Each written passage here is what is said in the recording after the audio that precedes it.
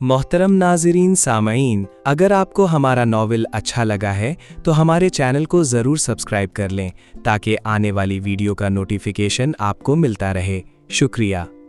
फ़हद वहीं से मुकम्मल तौर पर महरीन के ऊपर चढ़ गया और महरीन के चेहरे को अपने हाथों में लेकर चूमने लगा। महरीन फ़हद के नीचे से चूम रही थी और फ़हद का बेहाल अंदाज उसको पुरानी यादों में खींचता ही जा रहा था। फ़हद का तन चुका था और महरीन उसकी चुभन की अब आदी थी। फ़हद जब चूमता चूमता पेट तक आता तो वापसी पर पेट को कर जाता। महरीन मुकम्मल तौर पर बहक चुकी थी और अब शादीशुदा होने की वजह से महरीन के सेंसर तेज़ी से उसे भगोने लगे थे। फ़हद ने बिना इजाज़त महरीन को गर्मजोशी से चूमते हुए शुरू किया और 1 मिनट के अंदर अंदर सारे बटन खुल के अया कर चुके थे और फ़हद के सामने नाव समेत सारा पेट चूमने, चाटने और काटने के लिए हाजिर खिदमत था। महरीन फ़हद को दबा दबा कर मज़ा चखा रही थी और ये जायका फ़हद के लिए हरगिज़ नया ना था। बस फ़र्क सिर्फ इतना था कि इतने सालों में महरीन की जिस्मानी साख्त कई गुना दिलकश हो चुकी थी। महरीन की बेबसी की इंतहा हो चुकी थी और अब इसकी टांगों के दरमियान नमी किसी ताकतवर की एक्सरसाइज करवाना चाह रहा था। महरीन फ़हद की लंबाई से हरगिज़ अनजान ना थी और अपने शौहर के से शादी रात पर ही एक तकाबुली मंजरकशी कर चुकी थी। महरीन का मोहतात अंदाज़ा ये था कि हो ना हो फ़हद का उसके शौहर से बड़ा ही है और इसका ये अंदाज़ा अब दुरुस्त या गलत साबित होना था। महरीन फ़हद को चूमते हुए नीचे करके खुद ऊपर आ गई और जल्द जल्द अपने आप को शर्ट की क़ैद से मुकम्मल आज़ाद करवाने के बाद फ़हद के पेट पे पूरे वज़न के साथ बैठ गई। बैठ के महरीन ने एक शैतानी मुस्कुराहट देके दोनों हाथों की मदद से अपने लंबे और घने बालों को समेटने के लिए बाजुओं को उठा के अपने गुब्बारे झटके से हिला के हंसने लगी। फ़हद मुकम्मल तौर पर सब्र ख़त्म कर चुका था और उठ के चूमने लगा तो महरीन ने हंस के उसे रुकने का कहा। सब्र कर लो, बाल समेट लूँ ज़रा। फ़हद बेसब्री से नोचने लगा। तजर्बे और उम्र में ज़्यादा होने की वजह से महरीन को फ़हद की इस बेसब्री पे प्यार आया और वो जल्दी जल्दी बालों को समेट के फ़हद की शर्ट को समेट के ऊपर उठा के फ़हद को चूमने लगी और दांतों से उसके जिस्म को काटने लगी। फ़हद का सारा सीना अयां था और नाव से काफ़ी नीचे तक जिस्म बज़र आ रहा था। महरीन ने अपने वज़न में लेके मसलना रोका और उतर के फ़हद का ट्राउज़र से बाहर निकाल लिया और को पकड़ के उसके साथ एक प्यार भरा खेल शुरू कर दिया और 1-2 बार का बोसा भी ले लिया। फ़हद बेबस हालत में अपने को पकड़ के मसलने लगता तो शरारती महरीन फ़हद के हाथों को झटक देती, गोया वो फ़हद को ये जतलाना चाह रही हो कि इस वक्त ये उसके इस्तेमाल में है, लिहाजा महरीन को उसकी मर्ज़ी करने दी जाए। फ़हद आहें भरता महरीन से लुत्फ़ अंदोज़ लम्हात का मुतलाशी था और यकीनन महरीन फ़हद के मज़े को दुबाला करने में कोई कसर नहीं छोड़ेगी। महरीन ने और को आहिस्ता आहिस्ता सहलाना शुरू किया तो फ़हद की बेबसी से आहें बुलंद हो रही थीं। फ़हद के जहन में मेहंदी वाली रात का ख्वाब घूमने लगा। फ़हद को ऐसा लगने लगा कि जैसे ये वही ख्वाब ही है जो दोहराया जा रहा है, इसलिए उसको एक बेयकीनी की कैफियत ने भी घेर लिया।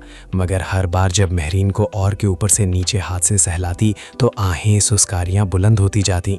महरीन ने फ़हद की आहों को बढ़ाने के लिए अपनी मेहनत को बढ़ा दिया और तेज़ी से हाथ मारने लगी। फ़हद उस ख्वाब वाली रात को याद करते ही महरीन के चेहरे के पास करने लगा तो महरीन पीछे को हो गई। फ़हद ने महरीन की तरफ इल्तिजाई अंदाज में देख के महरीन के सर को और की तरफ दबाना शुरू कर दिया। महरीन के चेहरे पे कराहत बता रही थी कि उसने अभी तक प्रैक्टिकली नहीं किया, इसलिए वो हिचकिचा रही है। मगर कुछ 1-2 तकरार के बाद महरीन ने और चूसना शुरू कर दिया।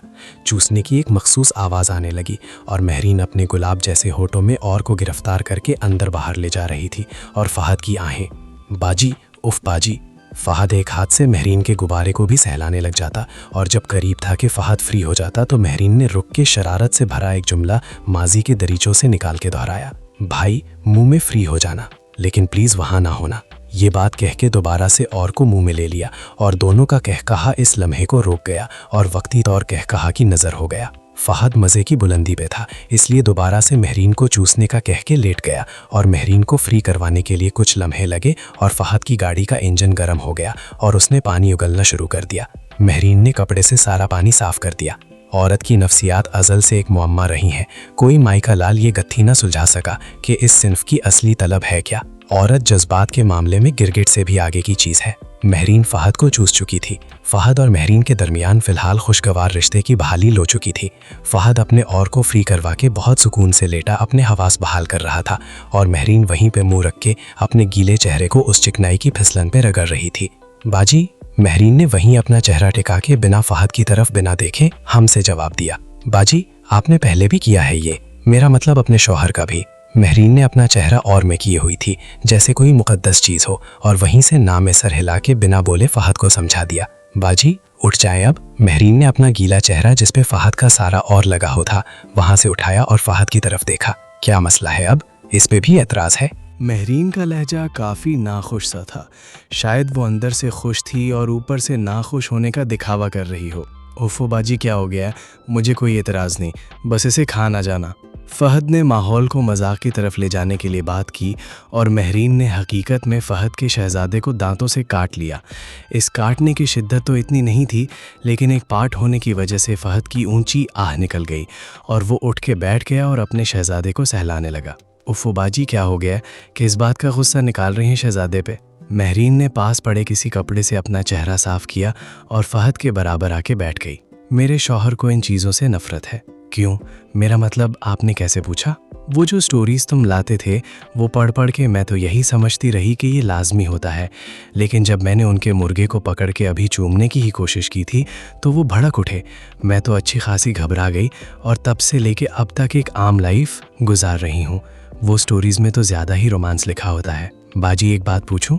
महरीन ने हाँ में सर हिला के सवाल पूछने की इजाज़त दी तो फ़हद बहुत एक्साइटेड होकर बोलने लगा। बाजी, आप मेरे साथ भी करेंगी? हाँ, क्या बात करते हो, मैं तो तुम्हारा बच्चा भी पैदा करूंगी। अभी भी ना जाने किस गुस्से में थी इसलिए ऐसा जला कटा जवाब दिया। बाजी, मैंने कभी नहीं किया।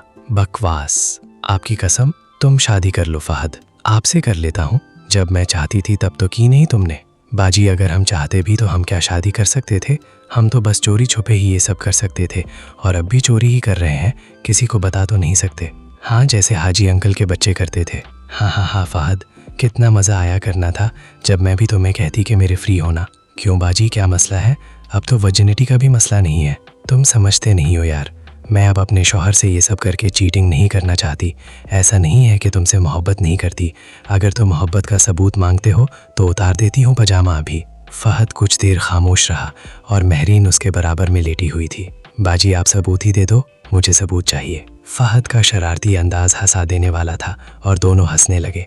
महरीन फ़हद को प्यार भरे अंदाज में मारने लगी और फ़हद मार खाता खाता महरीन पे आ गया और उसको गुदगुदी करने लगा, जिससे महरीन का हंस हंस के बुरा हाल होने लगा और एक दो लम्हे एक दूसरे की किसिंग करने के बाद महरीन वॉशरूम चली गई और फ़हद वहीं लेटा महरीन की वापसी के बाद उसकी मारने के लिए प्लानिंग करने लगा।